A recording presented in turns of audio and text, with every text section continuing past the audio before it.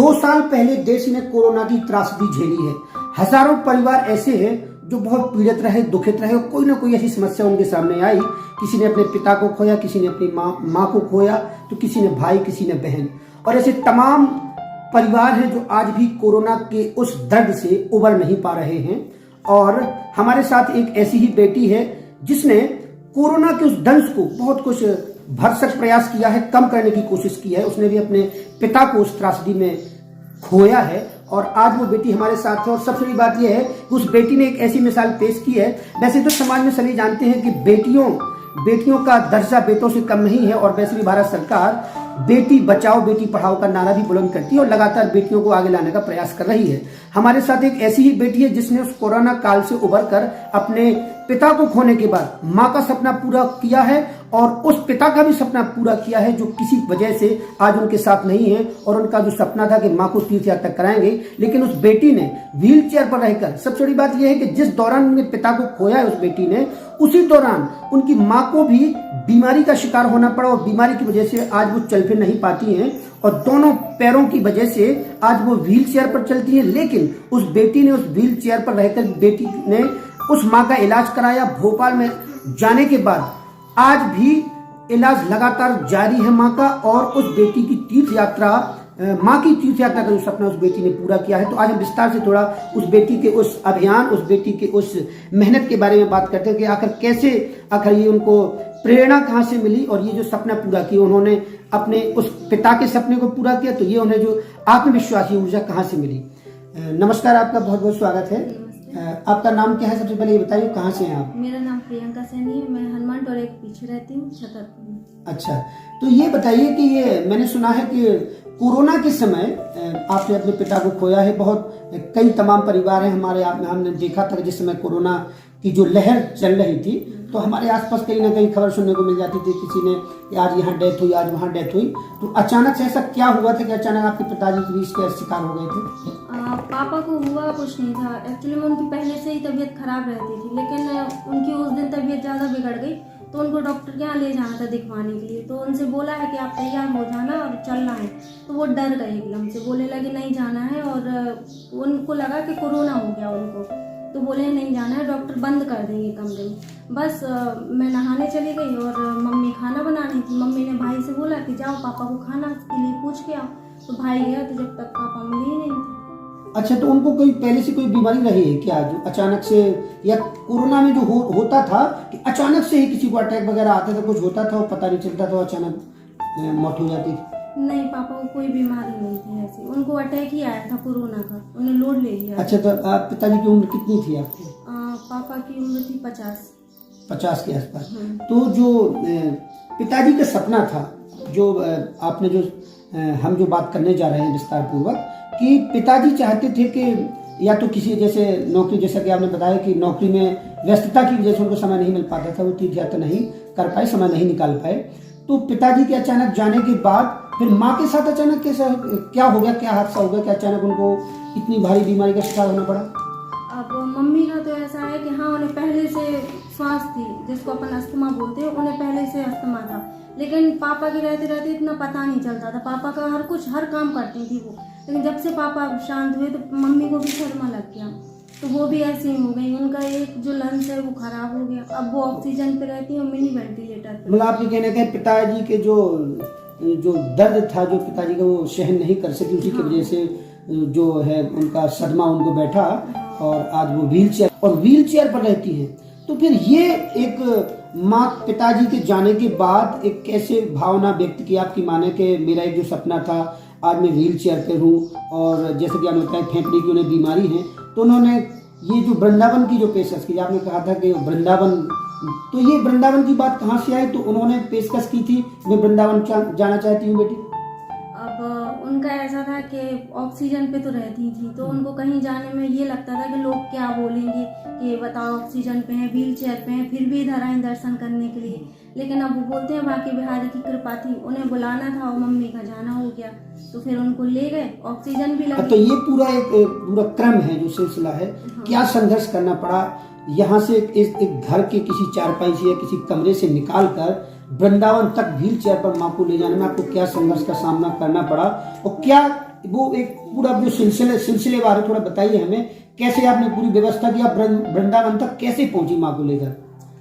यहाँ से तो ट्रेन से गए हैं। वैसे बहुत डर लगता है ट्रेन से, क्योंकि वो 2-4 मिनट ही रुकती है, तो वहाँ चढ़ाना और उतारना बहुत ही टफ हो जाता, फिर सामान नहीं तो जैसे बिना व्हील चेयर के माँ कितने कदम चल पाती हैं? वो नहीं चल पाती, बिल्कुल भी नहीं। नहीं, वो नहीं चल पाती, उनकी सांस फूलने लगती है, नहीं चल पाती। अच्छा, तो ट्रेन में जैसे चढ़ाने से लेकर, जैसे आप यहाँ से रेलवे स्टेशन तक पहुंची होंगी, फिर वहां से ट्रेन में बैठाने से लेकर रिजर्वेशन मान लीजिए उनका हो गया, तो ट्रेन में तो अच्छी खासी व्यवस्था होती है वहाँ, और वहां से व्हील चेयर से रेलवे स्टेशन पे उतरने के बाद वृंदावन में आपको परेशानी नहीं हुई? नहीं हुई, क्योंकि व्हील चेयर से ही पूरा उन्हें वृंदावन और मथुरा घुमाया। तो कहाँ वृंदावन में कहाँ गई है माँ को लेकर? मम्मी को बांके बिहारी के दर्शन करवाए, और निधिवन गए, प्रेम मंदिर गए, और वैष्णो देवी माता मंदिर गए, ये सारी जगह उनको दर्शन करवाए। तो वो व्हील चेयर जो है उसका संचालन, जो उसको चलाने का काम, वो आप ही करती थी कि आपके साथ कोई और था? नहीं, मैं भी करती थी, छोटा भाई है वो भी। अच्छा, आपका छोटा भाई, कितने भाई हैं आपके? 2 भाई हैं। अच्छा, 2 भाई और बहन? 1 बहन है। अच्छा, तो ये दारोमदार जो पूरा है परिवार का, पिताजी के जाने के बाद, जैसा कि बताया कि पिताजी के जाने के बाद पूरी जिम्मेदारी इसी बहन की है। एक बड़ी बहन जो है विवाहित हो चुकी है, उनकी शादी हो चुकी है, और 2 छोटे भाई हैं। तो इस जिम्मेदारी के अलावा कि माँ का आपने ये सपना पूरा किया, वृंदावन में आपने उनको दर्शन कराए, तो उस माँ के क्या उद्गार थे? उस माँ ने क्या, जब उनका ये सपना पूरा किया, तो उस माँ ने आपके लिए क्या कहा था? उन्होंने बस यही कहा था कि तारीफ की थी, और जो माँ अपने बच्चों को आशीर्वाद देती है तो वही दिया उन्होंने। अच्छा, उन भाइयों के लिए आपको क्या करना पड़ता है? जैसे आज जिम्मेदारी आप पे आन पड़ी है, तो उन भाइयों के लिए, उनको पढ़ाने लिखाने से लेकर घर में जैसे खाना पीना बनाना, खाना, ये सब, तो माँ की भी, मुझे लगता है कि जब व्हील चेयर पे है माँ, तो वो किसी काम को तो शायद करने में सक्षम नहीं है, सुबह से लेकर शाम तक सारी जिम्मेदारियां आप पड़ी है। इसमें आपको नहीं लगता है कहीं ना कहीं आपका कोई सपना रुक गया? आप कुछ करना चाहती थी, पढ़ना चाहती थी, तो आप कहीं ना कहीं आपका अभियान रुक गया है, ऐसा लगता है आपको? हाँ, बिल्कुल लगता है। मैं इसके पहले जब पापा थे तब मैं मुंबई में ही थी, मैं एक्टिंग के लिए गई थी, लेकिन वहीं पे जब मैं थी तब पापा की तबीयत खराब हुई, तो मुझे आना पड़ा। फिर पापा शांत हो गए, तो अब मम्मी को देखना पड़ता, क्योंकि उनकी भी तबीयत ठीक नहीं है। तो क्या कोर्स, एक्टिंग वगैरह कोर्स करने गई थी? हाँ, कोर्स ही करने गई थी। तो मेरे भी बहुत सारे ऐसे सपने हैं जो कुछ नहीं। तो क्या सपना, जो मुख्य सपना क्या था जो पूरा करना चाहती थी, आज नहीं कर पा रही? एक्टिंग का ही सपना था कि एक्टिंग ही कर रही थी। अच्छा, तो एक्टिंग करने का सपना था, वो पूरा नहीं हो पाया। तो आप ये बताइए कि जाहिर सी बात है, कोई चाहे बेटा हो बेटी हो, कोई सपना देखता है, उसमें कोई व्यवधान आता है और पूरा नहीं कर पाता है, तो आपको क्या इस बात का पछतावा होता है कि कहाँ से क्या हो गया माँ के साथ, अगर काश ऐसा ना होता?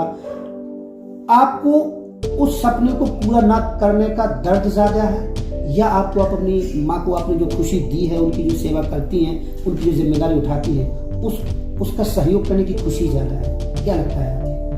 एक तौर पे तो देखो पछतावा भी है कि सपना पूरा नहीं हो पाया, एक तौर पे खुशी है क्योंकि हर किसी के नसीब में नहीं होती माँ बाप की सेवा करना। आज मैं अपनी माँ की सेवा कर रही हूँ, ये मेरा बहुत बड़ा नसीब है कि चलो मैं माँ की सेवा कर रही हूँ। कुछ लोग तो अपने माँ बाप को तो वृद्धाश्रम में छोड़ आते, कम से कम मेरे सामने तो नहीं है ना ऐसा। मैं अपनी माँ की सेवा कर रही, अच्छी बात है, पापा की भी की, तो मुझे इस चीज़ का कोई वो नहीं है कि नहीं मैंने ये नहीं किया वो नहीं किया, नहीं, मैं सबसे बड़ा काम वो कर रही हूँ, अपनी माँ को सही कर रही हूँ। तो डॉक्टरों का कहना क्या है कि उनकी जो दिक्कत है, मतलब क्या व्हील चेयर से दोबारा से वो सर्वाइव कर सकती है, उठ सकती है, चल सकती है फेफड़ों की वजह से? मतलब क्या डॉक्टरों का कहना क्या है, क्या इनका जो रोग है ऐसे ही निरंतर व्हील चेयर पे रहेगी, कभी ठीक भी होगा? डॉक्टर तो बोले थे कि ऑपरेशन भी हो जाएगा, तो बोले तो जैसे एक लंच है तो कौन देगा, तो मैंने उनसे ये भी कहा कि अगर बात देने की है तो मैं अपना दे दूँगी एक लंच, तो वो आप मम्मी के में कर देना, आप ऑपरेशन वगैरह हो जाएगा। तो बोलते हैं ठीक है वो तो कर देंगे, कुछ नहीं, लेकिन मम्मी के अंदर इतनी इम्यूनिटी पावर नहीं है कि मम्मी ऑपरेशन झेल जाए, इम्यूनो सिस्टम इतना मजबूत नहीं है शरीर झेल पाए ऑपरेशन को। तो फिर डॉक्टर ने मना कर दिया कि जब तक हैं जैसे हैं वो ऐसे ही रहेंगे। अच्छा, तो ये बताइए कि जब आप वृंदावन में जब माँ जी को दर्शन करा रही थी, आप व्हील चेयर पे लेके उनको चलती थी, आप उनको लेकर के साथ, तो आप जो लोग आपको देखते थे वो आपको किस निगाह से देखते थे? कभी किसी ने बात करने की कोशिश की आपसे? आपको एहसास हुआ ऐसा कि देखिए मैं अपनी माँ को दर्शन करा रही हूँ व्हील चेयर के साथ, तो लोग आपको कोई उत्सुकता की निगाह से देख रहे हो, कुछ ऐसा प्रतीत होता था आपको? हाँ होता था, बहुत लोग ऐसे देखते थे, कई लोग तो हेल्प भी करते थे साथ में कि जैसे अब व्हील चेयर है वो नहीं चल पा रही तो बहुत से लोग आके हेल्प भी करते थे ऐसा। इस व्हील चेयर मतलब क्या दिक्कत आती थी क्या? उसमें क्या है कभी कभी वो चल नहीं पाती, जैसे उबड़ खाबड़ रास्ता होती ना तो वो चल नहीं अटक पाती जाती थी, हाँ अटक जाती थी वो। तो फिर बहुत से लोग हेल्प भी करते थे और मंदिर भी गए हैं तो जो गार्ड वगैरह लगे रहते उनने भी बहुत ज़्यादा हेल्प की। किसी से आपकी ऐसी बात हुई, किसी ने कहा हो कि बेटी आप ये तो बहुत बड़ा काम कर रही हैं, बताओ कहाँ से आई हैं? कि कभी किसी संवाद हुआ है आपका कि उसने कहा हो कभी इतनी दूर से माँ को दर्शन कराने आई व्हील चेयर पे बोली? नहीं ऐसा तो नहीं हुआ, किसी से इतनी बात नहीं हुई। आपके मोहल्ले में जो आप जहाँ रहती हैं उस मोहल्ले में लोगों की क्या राय है, आपके प्रति क्या धारणा है, क्या उन आप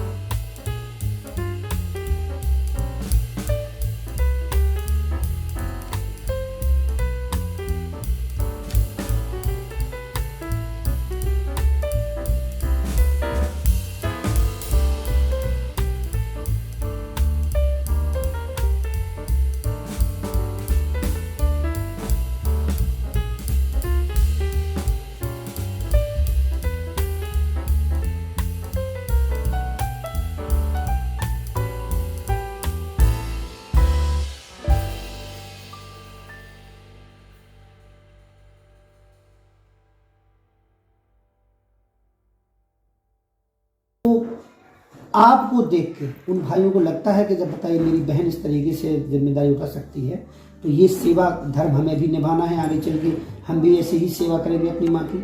हाँ लगता है, उन्हें भी लगता है, वो भी करेंगी क्योंकि देखो मुझे देखते हैं अभी मैं कर रही हूँ तो वो नहीं करते, लेकिन जब मैं नहीं करूँगी तो वो करेंगे। उन्हें भी लगता है जब मम्मी की ज़्यादा तबीयत बिगड़ती है तो उन लोगों की भी हाव भाव चेंज हो जाती है, वो लोग भी एकदम परेशान हो जाते तो वो तो सेवा करेंगे। अच्छा, इस एक जो दूसरा पक्ष है आपके जीवन का, इस सेवा और सपने से इतर आप कुछ और भी, मैंने सुना है कि आप समाज सेवा के प्रति भी थोड़ा जागरूक रहती हैं, इसके अलावा और क्या क्या करती हैं? आपको क्या अच्छा लगता है लाइफ में? मुझे तो जो वैसे समाज सेवा बहुत अच्छी लगती है, अगर कोई जैसे बेजुबान है उनकी भी सेवा करना अच्छी लगती है, और ब्लड डोनेशन का है वो भी मैं करती हूँ। तो क्या ऐसे कौन से अभियान आप अभी चलाती हैं जिससे अन्य लोगों को आप लाभ दे पाती हैं, उनके लिए खड़ी हो पाती हैं? ये है कि अभी तो बेजुबानों के लिए मैं कर रही थी। क्या क्या करती हैं? जो जैसे ये रोड के रहते हैं ना, स्ट्रीट डॉग वगैरह रहते तो उनको खाना देना, ये सब, और गाय की टंकियाँ भरना और टंकियाँ रखवाने जाने, ये सब अच्छा। करते हैं। हाँ। तो ये कुछ अच्छा गौ सेवा भी आप जितनी बनती है करती हैं, जैसे जो आवारा पशु होते हैं उनको खाने पीने का इंतजाम है, जो पानी पीना है, पक्षियों के लिए भी कहीं, ये छोटे मोटे मतलब आप काम करती रहती हैं। हाँ। तो आप अब ये प्रेरणा कहाँ से मिलती है, आप क्या इन चीज़ों से होता क्या है?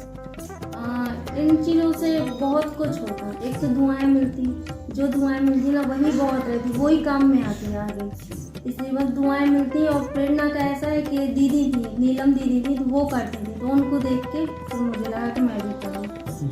तो आप जैसी जो अन्य बेटियां हैं, हम उम्र जो बेटियां हैं, जो आज भी बगावत कर बैठती हैं, माँ बाप तो बहुत दूर की बात है, वो अपने घर परिवार किसी व्यक्ति के लिए आजकल बहुत ज़्यादा केसेस चल रहे हैं, जैसे ये कहते जो प्रेम विवाह चलते हैं, लोग अपने घर परिवार से बगावत कर देते हैं, माँ बाप सबको त्याग देते हैं। जिम्मेदारियां तो बहुत दूर की बात है, घर में कितनी बड़ी परेशानियां हो, उन सबको दरकिनार करके बहुत आगे निकल जाते हैं अपनी खुशी के लिए।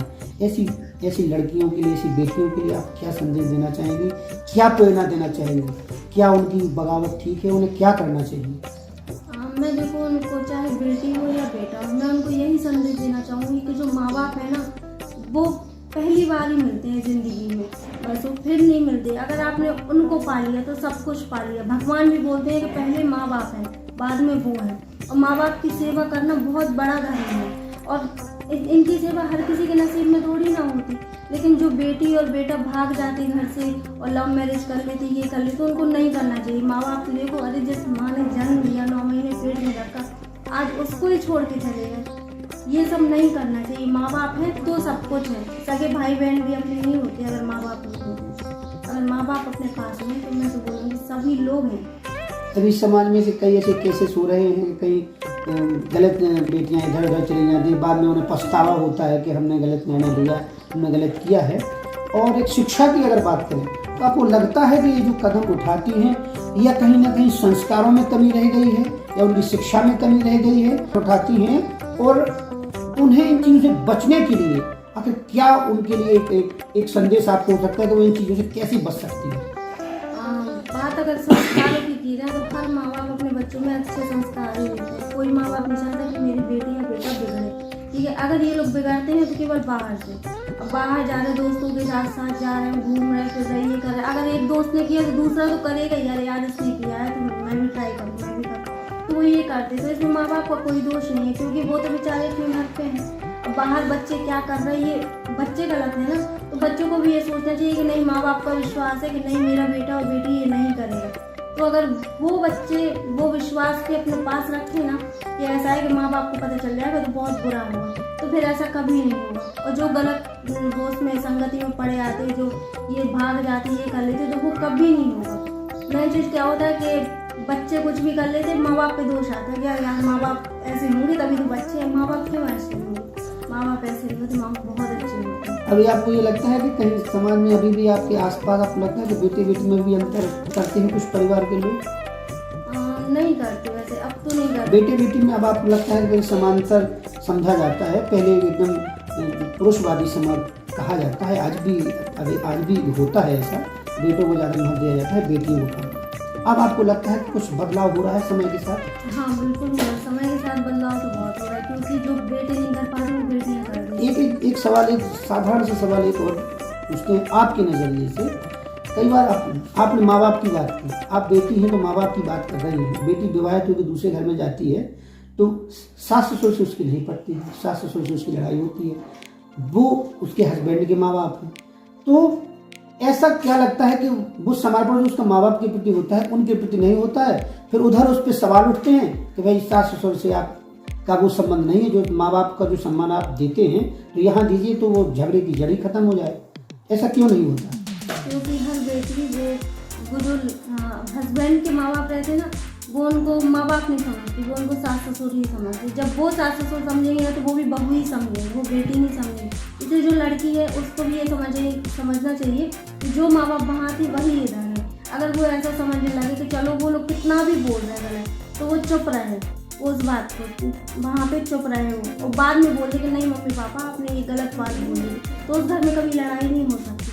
और वो माँ बाप माने, सास ससुर नहीं माने, अगर उनने माँ बाप मान लिया तो वो भी बेटी ही माने, बहू नहीं तो माने। एक सामान्य सी बात है जो आपने कई बार, ज़्यादातर लोग संत महात्मा भी कहते हैं, प्रवचनकार कथाकार भी कहते हैं, ऐसा होता है कि वो जो आप जिस घर में जाती हैं उस घर की जो बेटी है, उस घर की बेटी है, उसका समर्पण वहाँ नहीं है। एक जिस सिलसिला निरंतर चलता रहता है, उसका वहाँ नहीं है, उसका वहाँ नहीं है, उसका वहाँ नहीं है, उसका अपने घर पे ही होता है, वहाँ नहीं होता है। तो अगर आप दोनों पक्षों पे जो दोनों पक्षों के नज़रिए से सोचें, यहाँ की जिम्मेदारी यहाँ निभाए, वहाँ की जिम्मेदारी वहाँ, तो शायद झगड़े की जड़ ही खत्म हो जाए। तो ये एक जो आपकी उम्र कितनी है अभी फिलहाल? 26। अच्छा 26। अब आपका क्या इरादा है कि अब आपको लगता है कि माँ की जिम्मेदारी से आप कुछ अब संतुष्ट हैं और आगे चल के ये सब ऐसा चलता रहे, फिर आपकी अपनी लाइफ को, लेकिन जैसे कि आपने पहले कहा ही है कि अब हम दोनों में तालमेल बैठाने की कोशिश करेंगे, परिचित कराएंगे, जिस घर में जाएंगे वहाँ भी परिचित कराएंगे कि भाई यहाँ भी हमारा भी कर्तव्य हमें निभाना है। अब आप शिक्षा को आपने अभी जारी रखा हुआ है? अभी नहीं, अभी तो बंद। अब आगे कोई इरादा नहीं है कुछ करने का? नहीं, हम आगे कोई नहीं। समाज सेवा के लिए आपने क्या सोच रखा है, अब क्या करेंगे आप? समाज सेवा के लिए तो सोच लगा कि जितना होगा, जिसके लिए होगा उतना करेंगे। आपने कभी ऐसा सोचा है कि कोई एक ऐसा समाज सेवी संगठन खड़ा करें आप, जिससे और ऐसी बेटियों को प्रेरणा दें जो आपने किया है? हम कुछ हट करके, क्या जो समाज से थोड़ा हट के सोच रखता है वो कुछ समाज के लिए एक आदर्श प्रस्तुत कर पाता है, बेहतरी के लिए कुछ आप अन्य बेटियों को तैयार करें, बेटों को तैयार करें, हजारों लोगों के सामने ऐसी प्रेरणा बने, तो जो आपने किया वो तमाम और लोग भी करें। इसके लिए कभी कोई संगठन के साथ में काम करके आप चलना चाहेंगे, कुछ करना चाहेंगे भविष्य में? हाँ बिल्कुल, अगर संगठन बनेगा तो बिल्कुल बनाएंगे और उनको बताएंगे कि क्या कैसे करना है, क्या कैसे नहीं। तो अगर ऐसा कभी आगे हुआ तो करेंगे।